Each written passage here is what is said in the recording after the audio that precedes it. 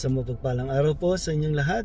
Ngayon po ay Martes, January 24, 2023. At ngayon po ay ginugunita natin ang kapistahan ni San Francisco de Sales, isang obispo at pantas ng simbahan. At ang ating pong unang pagbasa at pagninilay ay hinango mula sa sulat sa mga Hebreo chapter 10 verses 1 to 10. At atid ko po yan mula po dito sa San Ildefonso Giginto, San Ildefonso Paris, kung saan ako po ay naanyayahan na magmisa para sa kanilang kapistahan.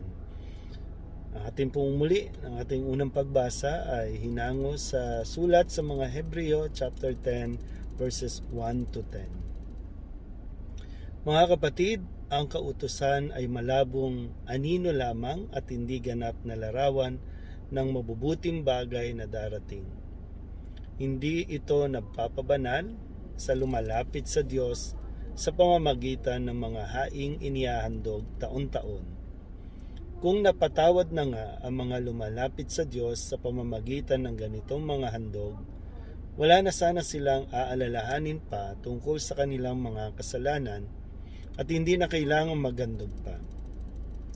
Subalit ang mga haing ito pa nga ang taon-taoy nagpapagunita sa mga tao ng kanilang mga kasalanan, sapagkat ang dugo ng mga toro at ng mga kambing ay hindi makapapawi ng mga kasalanan. Dahil diyan, nang si Kristo'y manaog sa sanlibutan, sinabi niya sa Diyos, ang mga hain at handog ng mga hayop ay hindi mo ibig, kaya't inihanda mo ang aking katawan upang maging hain. Hindi mo kinalugdan ang mga handog na susunugin at ang mga handog na susunugin dahil sa kasalanan. Kaya't aking sinabi, narito ako, O Diyos, upang tupdin ang iyong kalooban, ayon sa nasusulat sa kasulatan tungkol sa akin. Sinabi muna niya, hindi mo inibig o kinalugdan ang mga hain at handog ng mga hayop. Mga handog na susunugin ay mga handog dahil sa kasalanan, bagamat ito'y inihahandog ayon sa kautusan. Sa kanya sinabi, narito ako upang tupdin ang iyong kalooban. Inalis ng Diyos ang unang handog at pinalitan ng handog ni Kristo, at dahil sa kanyang pagsunod sa kalooban ng Diyos, nilinis tayo ni Jesucristo sa ating mga kasalanan sa pamamagitan ng minsang paghahandog ng kanyang sarili at iyo'y sapat na.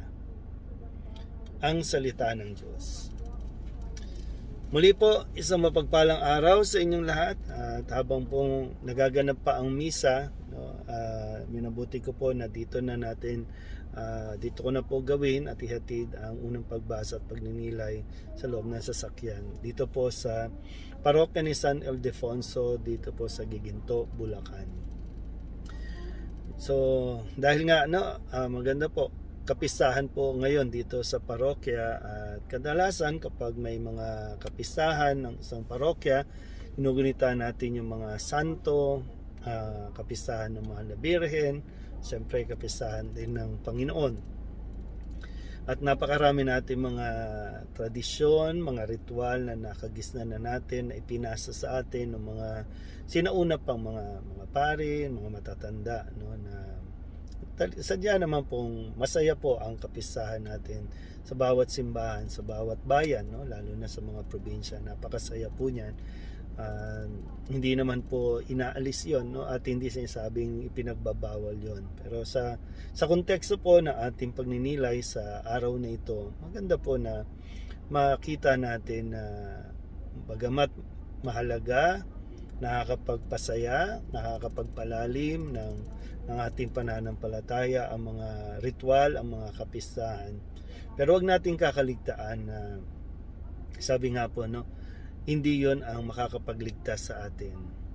Hindi automatic na sumama ka sa prosesyon, kaya nagpasan ka, ligtas ka na simula sa kasalanan. Hindi binibigyan diin ang ating unang pagbasa sa pamamagitan na rin ng halimbawa na ipinakita ni Kristo na tayo po ay maliligtas dahil sa ating pagsunod. yung obedience, no? Hindi pagsunod sa tradisyon o sa mga ritual, kundi lalo tigit yung pagsunod sa kagustuhan ng Diyos. Yun po yung nawa ay wag natin makaligtaan habang sinusunod natin yung mga kautusan na mga patungkol sa mga kasiyahan, kapistahan, mga ritual. Huwag natin kakaligtaan yung pinakamahalaga, yung pagsunod.